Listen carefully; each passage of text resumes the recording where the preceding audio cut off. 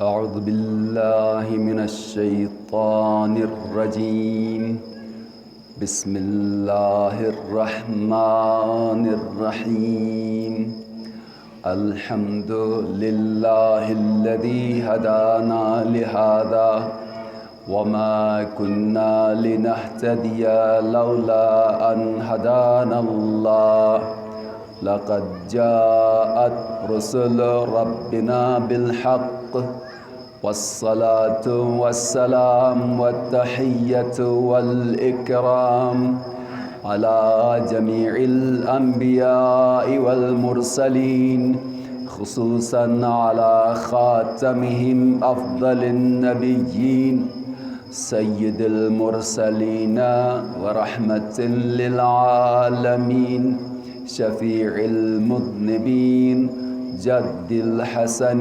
والحسين سيدنا ومولانا أبي القاسم محمد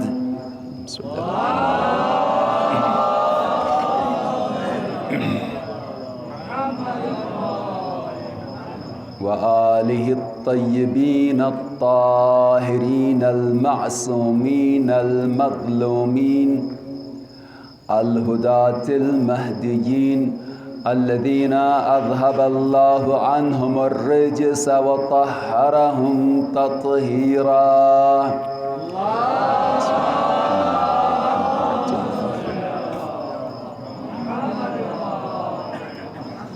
سيما بقية الله التي لا تخلو من العترة الهادية صاحب العصر والزمان الذي يملأ الأرض قسطا وعدلا كما ملئت ظلما وجورا بهم نتولى ومن أعدائهم نتبرأ إلى الله واللعن الدائم على أعدائهم أجمعين من أول عداوتهم إلى لقاء يوم الدين أما بعد قال الله تبارك وتعالى في كتابه المجيد وفرقانه الحميد بسم الله الرحمن الرحيم ذلك الذي يبشر الله عباده الذين آمنوا وعملوا الصالحات قل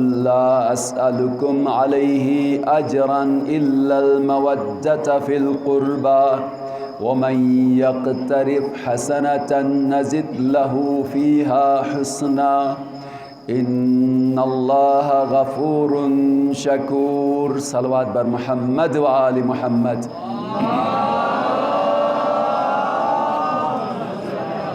اہل سنت برادری کے لیے کچھ لوگ بیٹھے ہوئے ہیں.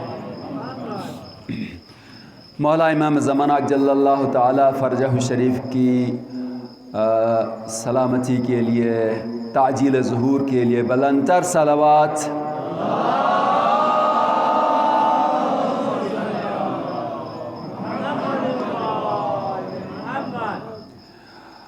عزاداران سید الشہداء جہاں کہیں بھی ہیں ان سب کی حفاظت اور ان کی سلامتی کے لیے بلندتر صلوات.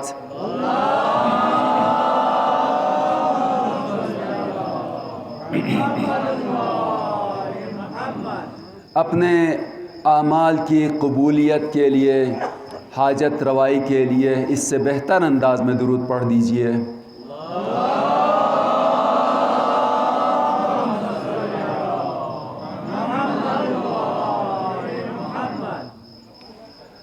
عزیزان محترم، سورہ شورى کی آیت نمبر 23 کی تلاوت کا شرف حاصل کیا گیا. رب العزت کا ارشاد ہوتا ہے ذَلِكَ الَّذِي يُبَشِّرُ اللَّهُ عِبَادَهُ الَّذِينَ آمَنُوا وَعَمِلُوا الصَّالِحَاتِ. یہ وہ انعام ہے جس کی خوشخبری اللہ اپنے ان بندوں کو دیتا ہے کہ جو ایمان لائے ہیں اور نیک کام کرتے رہتے ہیں. قُلْ لَا أَسْأَلُكُمْ عَلَيْهِ اجراً الا المودۃ فی القربى. اے حبیب ان سے کہہ دیجئے کہ میں تم سے کوئی اجر رسالت کا صلہ نہیں طلب کرتا، نہیں مانگتا، مگر یہ کہ تم میرے قرابت داروں کے ساتھ مودت رکھو. وَمَن يَقْتَرِفْ حَسَنَةً نَزِدْ لَهُ فِيهَا حُسْنًا، اور جو کوئی نیک کام انجام دے ہم اس کے لیے اس کی نیکی میں اضافہ کرتے ہیں. ان اللہ غفور شکور، بے شک اللہ بخشنے والا اور شکر قبول کرنے والا ہے. اس آیت کے ذیل میں ہمارا موضوع گفتگو مودت اہل بیت اور اس کے تقاضے ہے، اور اس کے ضمن میں مسلسل عرائض آپ کی بہترین سماعتوں کے لیے ہدیہ ہو رہے ہیں. اور ہمارا سلسلہ گفتگو یہاں تک پہنچا کہ بحکم قرآن مودت اہل بیت واجب ہے، اور روایات کی روشنی میں یہ استفادہ ہوتا ہے کہ تمام واجبات میں سے سب سے زیادہ واجب مودت اہل بیت ہے. اور اس کی وجہ یہ ہے کہ اہل بیت علیہم السلام دین کی حفاظت کرنے والے ہیں، دین کی پاسداری کرنے والے ہیں، اور نظام اسلام کو جس شکل میں اللہ کی جانب سے نازل ہوا ہے اسی صورت میں، اسی شکل میں محفوظ رکھ کر امت تک پہنچانے والے ہیں. بعد از رسول اسلام کی صحیح ترین تفسیر، پوری توجہ رکھیے گا اور بڑی دقیق گفتگو کرنا چاہوں گا بشرطِ کہ آپ میرے ساتھ چلتے رہیں. بعد از رسول اور رسول اللہ کی احادیث کی بھی روشنی میں ملا کر عرض کروں، جملوں پہ پوری توجہ رہے. اسلام کی سب سے صحیح ترین تشریح وہی ہے جسے اہل بیت علیہم السلام نے کی ہے، اور یہ وہ تشریح ہے، یہ وہ تفسیر ہے جس میں کسی قسم کی خطا کی گنجائش نہیں ہو سکتی. توجہ رہے آپ کی پوری. کسی بھی قسم کی خطا کی گنجائش تفسیر دین جسے اہل بیت نے کی ہے ممکن نہیں ہے کہ خطا ہو. کیوں؟ اس لیے کہ ہم جب اہل بیت کے سوا دیگر بزرگان کی طرف جو دین کے احکام پر عمل کرنے والے ہیں اور جو تشریح دین کے محتاج ہیں، فرق ہے. ایک تبلیغ دین پر عمل کرنے والا کہ ان کے لیے دین سمجھایا جائے، دین کی تبلیغ کی جائے اور اس کے بعد وہ عمل کرے اس میں، اور اس میں جو دین سمجھائے اس میں فرق ہے. وہ کہاں سے میں عرض کروں گا. دیکھیے سورہ توبہ ہے، اس کی پہلی 10 آیتیں جب نازل ہوئی، توجہ تھا آپ کی میری طرف، جب یہ سورہ توبہ کی آیتیں نازل ہوئی تو سرکار دو عالم نے ایک صحابی کے حوالے کر دیا، حضرت ابو بکر کے حوالے کیا. تاریخ ابن کامل ابن اسیر میں موجود ہے یہ واقعہ، دیگر کتابوں میں موجود ہے. ان کے سپرد کیا اور مکے میں جا کر ان 10 آیات کی تلاوت کرے، آیات لے کر چلے. ایسے میں جبرائیل امین نازل ہوئے اور سرکار دو عالم سے اللہ کا پیغام یہ پہنچایا کہ ان آیات کو انت او رجل من اہلک کامل ابن اسیر، تاریخ کامل ابن اسیر، انت او رجل من اہلک، یا آپ خود پہنچائیے یا رجل من اہلک، یا آپ کے اہل میں سے کوئی رجل ہو وہ پہنچائے۔ تو صحابہ محترم ہیں، اور ہمارے تمام علماء اور ہماری تہذیب، ہمارے مکتب کی تعلیمات میں سے یہ ہے کہ مکاتب فکر کے بزرگان کا احترام کرو، توہین نہ کرو، گالم گلوچ دینا جائز نہیں ہے، احترام کرو، اور ہم احترام کرتے ہیں۔ احترام کرنا لازمی ہے، لیکن معیار ماننا کہ ایمان کا حصہ بنا لیں، دین کا جز بنا لیں، یہ اور چیز ہے۔ اس کے لیے دلیل چاہیے ہے۔ اگر دلیل ہوئی تو مانا جائے گا، اور دلیل نہ ہوئی تو احترام اپنی جگہ پر ہے، لیکن حصہ یہ دین نہیں بنایا جا سکتا۔ یعنی تمام مکاتب فکر کا متفق علیہ مسئلہ یہی ہے، جو بھی لا الہ الا اللہ محمد الرسول اللہ صلی اللہ علیہ وآلہ وسلم، درود بھیجیں محمد وآل محمد کی ذات پر،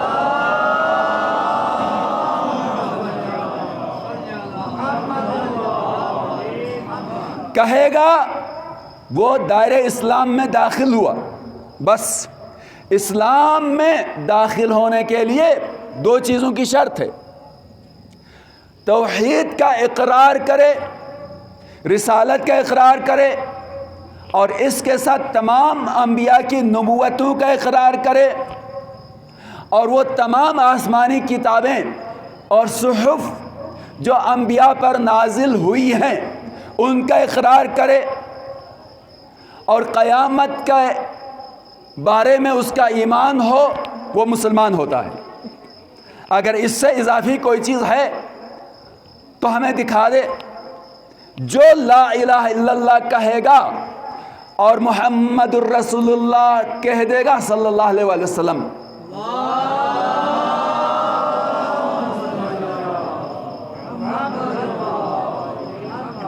اور ما جاء بہ الرسول، جو کچھ رسول لے کر آئے، یعنی قرآن کی بسم اللہ کے نقطے سے لے کر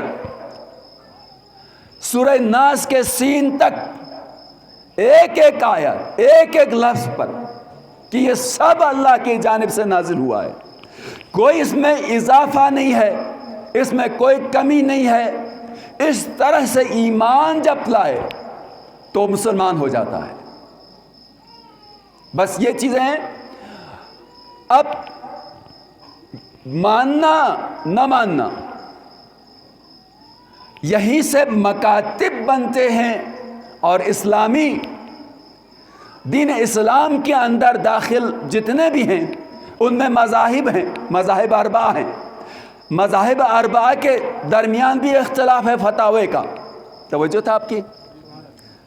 میں کچھ گفتگو آج آپ کی دلچسپی کے لیے، آپ کے ذوق سماعت کے لیے تھوڑا سا موضوع سے ہٹ کے عرض کر رہا ہوں، لیکن ضروری ہے کہ اس کو بھی بتا دیا جائے کہ ہمارے اندر مشترکات کیا ہیں، کہ کچھ جزئیات کی وجہ سے ہمارے درمیان ایسا اختلاف کہ ایک دوسرے کو برداشت نہ کر سکیں، ایک دوسرے کے در پہ آزار و قتل ہو جائیں اور غیر ذمہ دارانہ فتوے لگائیں۔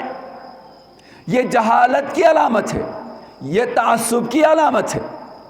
دین اسلام اس پر مشتمل ہے جو میں نے عرض کیا، اور اس کے بعد اس دین اسلام کے اس بڑے دائرے کے اندر مذاہب ہیں کہ جو اپنے اپنے فتاوی کے مطابق عمل کرتے ہیں، اور ان میں سے ایک جہاں پر 4 مذاہب ہیں، اہل سنت برادران کے 4 مذاہب کے فتویٰ کے حساب سے ہے۔ اسی طرح سے مذہب جعفریہ بھی امام صادق علیہ الصلوۃ والسلام سے منسوب ہے، اور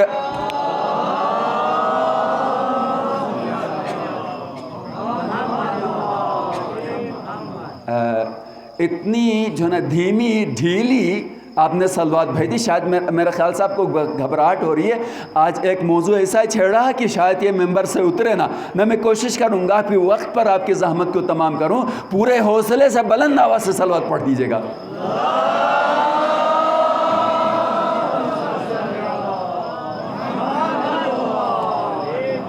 لیکن میں آج ایک گفتگو کرنا چاہ رہا ہوں آپ کے ذوق سماعت کے لیے بھی، اور یہاں برادر جو روزانہ آ کر ہماری گفتگو ریکارڈ کرتے ہیں، کہاں کہاں تک یہ آواز پہنچتی ہے، ان تک بھی یہ آواز ہماری پہنچے.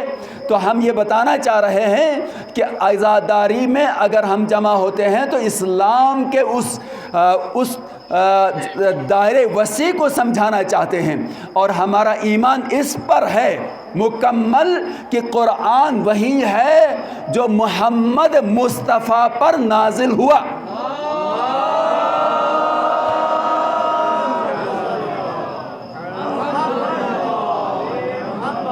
اس میں کسی قسم کی کوئی تحریف نہیں ہے، نہ اس میں ایک حرف زیادہ ہے نہ اس میں ایک حرف کم ہے. روایتیں دونوں طرف سے جو ضعیف ہیں سب کو محققین نے قبول نہیں کیا ہے. قرآن میں کسی قسم کی کوئی تحریف نہیں ہے، یہ ایسا ہی ہے مسلمانوں کے پاس جیسے رسول خدا پر نازل ہوا ہے. اور یہی ہے کہ جو اسلامی ممالک کے وزارت اوقاف کی طرف سے چھپتا ہے، جہاں کہیں سے بھی چھپتا ہو، اس کے بارے میں ہر مسلمان اور ہر مذہبی جو ادارہ ہے وزارت امور اوقاف وہ پورا اہتمام کرتی ہے کہ اس میں کسی قسم کی کوئی غلطی نہ ہو.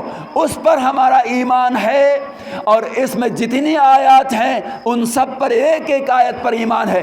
اس طرح سے ایمان رکھنے کو کہتے ہیں اسلام. اب یہاں پہ یہ عرض کر رہا ہوں کہ جو بھی اس دائرے میں آیا وہ مسلمان ہے، اور پھر اس کے بعد جو اختلافات ہیں وہ جزئی اعتبار سے ہوں گے. جزئی اختلاف کی بنا پر دوسرے کے اوپر کوئی ایسا غیر ذمہ دارانہ فتویٰ بتا دینا تعصب کی علامت ہے یا جہالت کی علامت ہے، اسلام کو صحیح طریقے سے نہ سمجھنے کی علامت ہے. تو میں تمام مکاتب فکر کو دعوت دوں گا اس عزائے حسینی کے اس مرکز سے کہ ہمیں تعصب کی عینک اتارنا چاہیے، جہالت کا مطالعہ نہیں کرنا چاہیے. بس عزیزان محترم کہ تمام مکاتب فکر کے بزرگان کا احترام ہے، اور ہمارے مراجع نے یہی فتویٰ دیا ہے. احترام ہے، البتہ ماننا ہم یہی دیکھیں گے کہ کس کے بارے میں رسول اللہ صلی اللہ علیہ وآلہ وسلم نے کہا ہے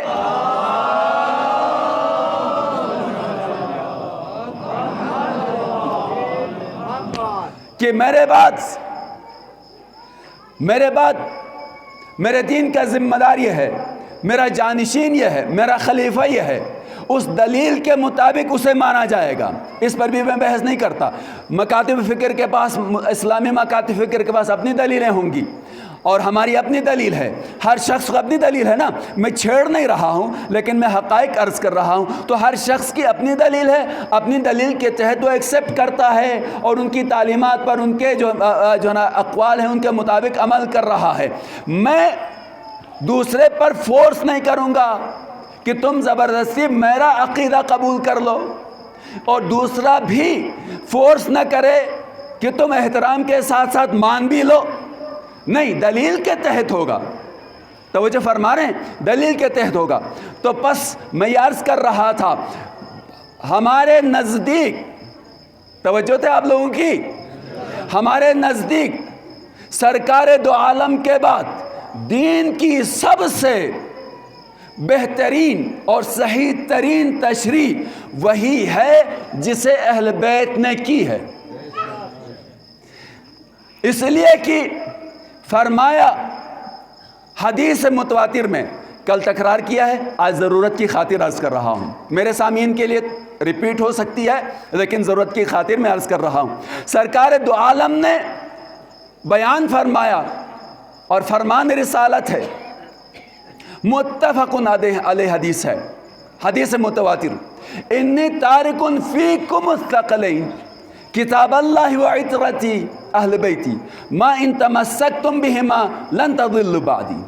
پوری حدیث آخر تک کہ میں عنقریب تمہارے درمیان سے رخصت ہونے والا ہوں، تمہارے درمیان دو گراں قدر چیزیں چھوڑے جا رہا ہوں، اللہ کی کتاب اور میری اطرت۔ اور محققین نے اس بارے میں جو بتایا، میری بعض نقل میں سنتی ہے، محققین بتا رہے ہیں سنتی والا نقل جو ہے نا وہ ضعیف ہے، اہل اطرتی والا نقل یہ صحیح السند ہے۔ تو روایت صحیح السند کے اعتبار سے یہی ہے کہ انی تارک فیکم الثقلین کتاب اللہ و عطرتی ما ان تمسکتم بہما لن تضلوا بعدی، جب تک ان دونوں سے متمسک رہو گے میرے بعد گمراہ نہیں ہو جاؤ گے۔ تو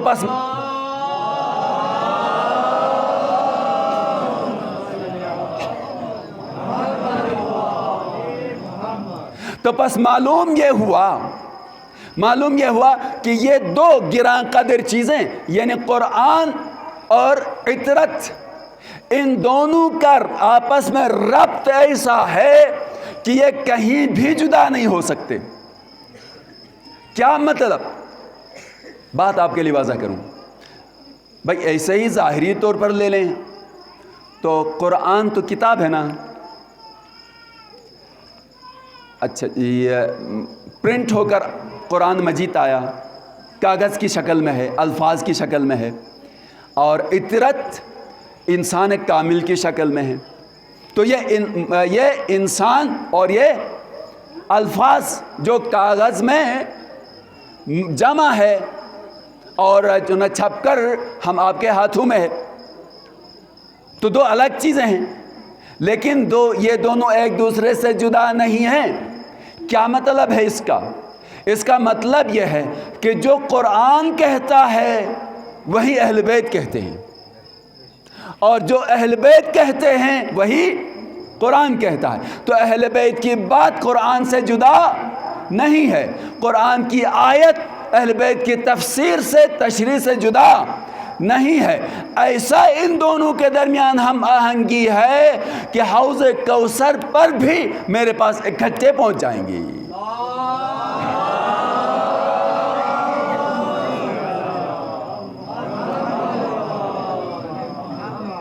اگلا جملہ جو میں آپ کے فکر کے لیے عرض کروں گا وہ یہ ہے کہ تمام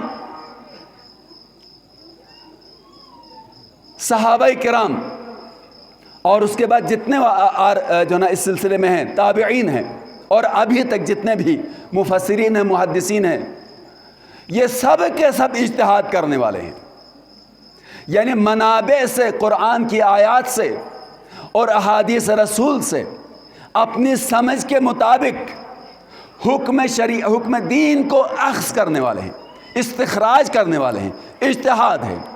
اور اجتہاد کا نتیجہ یا ثواب ہے، ساتھ سے عرض کر رہا ہوں، یا خطا ہے۔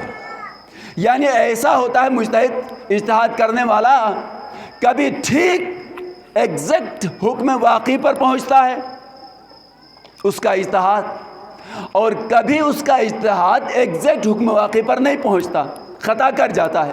لیکن اس کی وہ خطا جو اپنی پوری کوشش کے بعد بھی نہیں پہنچ سکا ہے، خدا معاف کر دیتا ہے۔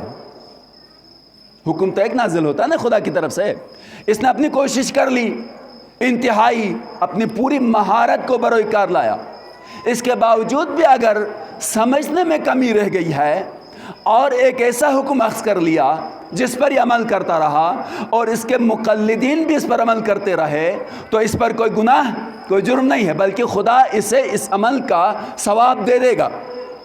تو اجتہاد یہ ہے، کبھی مجتہد حکم واقعی تک پہنچتا ہے، کبھی اس میں خطا کرتا ہے، یہ مجتہد۔ اور یہ کہاں پر ہوتا ہے؟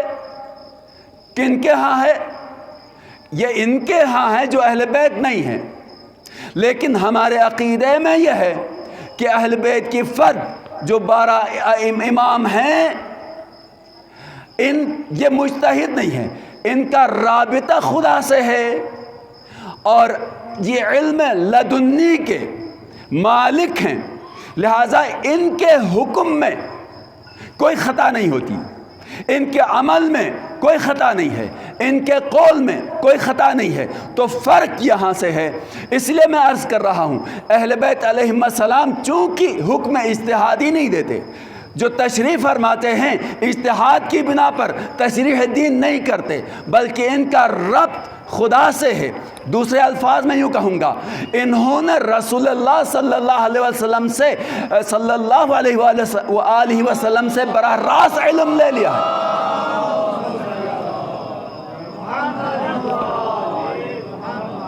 بلندتر صلوات پڑھ دیجیے گا۔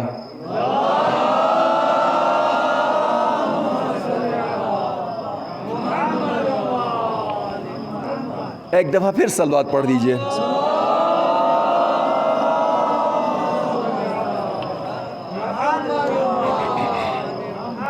توجہ ہے نا آپ کی؟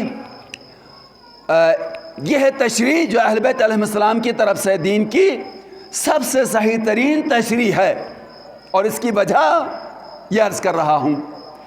اور اب آپ کے سامنے جس آیے مجیدہ کے ذیل میں یہ عرض کر رہا، وہ بھی سمجھ میں آ جائے گا کہ رسول خدا صلی اللہ علیہ وآلہ وسلم نے بحکم خدا جو فرمایا ہے قُلْ لَا أَسْأَلُكُمْ عَلَيْهِ أَجْرًا إِلَّا الْمَوَدَّةَ فِي الْقُرْبَى، کہ اہل بیت سے جوڑ کے رکھ دیا امت کو کہ ان کے ساتھ مودت رکھو، ان سے جڑے رہو، ان کی پیروی کرتے رہو، ان سے محبت رکھو، ان سے رابطہ رکھو، تو جتنا ان سے رابطہ تمہارا رہے گا اتنا ہی تم دین پر صحیح عمل کرتے رہو گے۔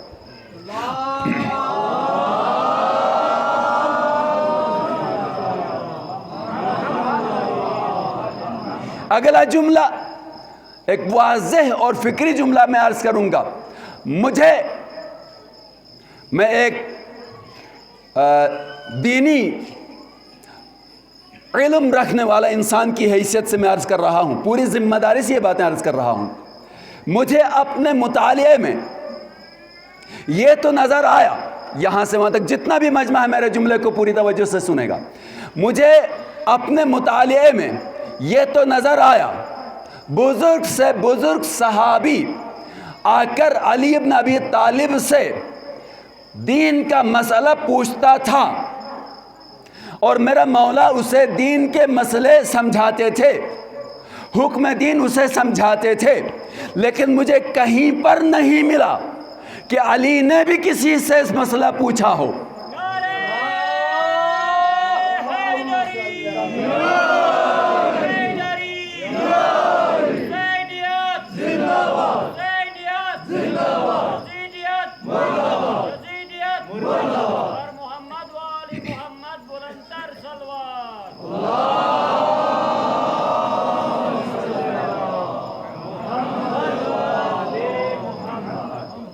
تمام کتابیں جو لکھی گئی ہیں تاریخ اسلام کے حوالے سے، ان سب کا مطالعہ کر لیں، کہیں آپ کو یہ نہ ملے گا کہ مولا متقیان نے دین کے کسی مسئلے میں اپنے ساتھ رہنے والے صحابہ کرام سے پوچھا ہو، نہیں، بلکہ ہمیں علی کی طرف رجوع کرتے ہوئے نظر آتا ہے۔ اسی لیے کہتے ہیں کہ سب کا احتیاج الکل فی الکل، احتیاج الکل فی الکل دلیل علی انہ امام الکل، سب کا تمام مسائل دین میں علی کا نیاز مند ہونا، علی کی طرف محتاج ہونا، علی کی طرف رجوع کرنا، اور علی کا سب سے بے نیاز ہونا سب سے بڑی دلیل ہے کہ علی سب کا امام ہے۔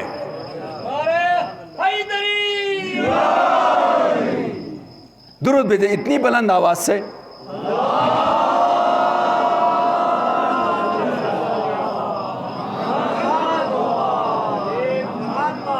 اب آئیے سلسلے کو میں آگے بڑھاتا ہوں، صرف آپ کے سامنے میں سوال کے طور پر چھوڑ دیا۔ یہ تو بات ہوئی نا، آپ کیا مجھے بتا سکتے ہیں حسن مجتبیٰ علیہ السلام نے کسی سے دین کا مسئلہ پوچھا ہو؟ کیا آپ مجھے بتا سکتے ہیں سید الشہداء نے کسی سے دین کا مسئلہ پوچھا ہو؟ کیا آپ بتا سکتے ہیں سید الساجدین نے دین کے مسئلے میں کسی کی طرف رجوع کیا ہو؟ کیا آپ بتا سکتے ہیں باقر العلوم نے کسی سے مسئلہ پوچھا ہو؟ کیا آپ بتا سکتے ہیں صادق آل محمد نے کسی سے مسئلہ پوچھا ہو؟ نہیں، کوئی نہیں کہہ سکتا، کوئی نہیں دکھا سکتا۔ ہاں یہ تو نظر آ جائے گا، صادق آل محمد وہ ہیں جو بڑے بڑے اماموں کے بھی استاد ہیں۔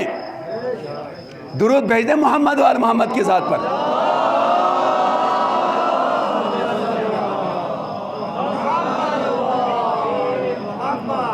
تو یہ دلیل ہے، اور یہ سلسلہ چلتے جائیے۔ موسیٰ کاظم علیہ السلام کے بارے میں بتائیے، امام رضا علیہ السلام کے بارے میں بتائیے، جن کا لقب ہی عالم آل محمد ہے، عالم آل محمد۔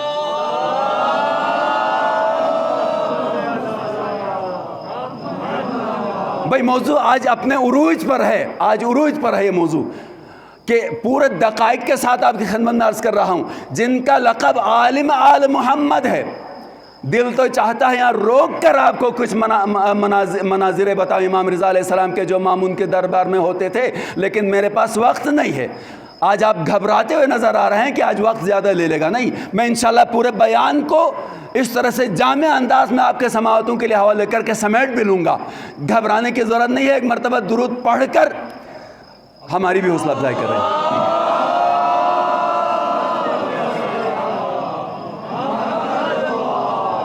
بھئی یہ تو دعوت فکر ہے نا میں جو دے رہا ہوں، یہ تو دعوت فکر ہے، بالکل کھلا، اس لیے کہ ہم کھلی کتاب ہیں۔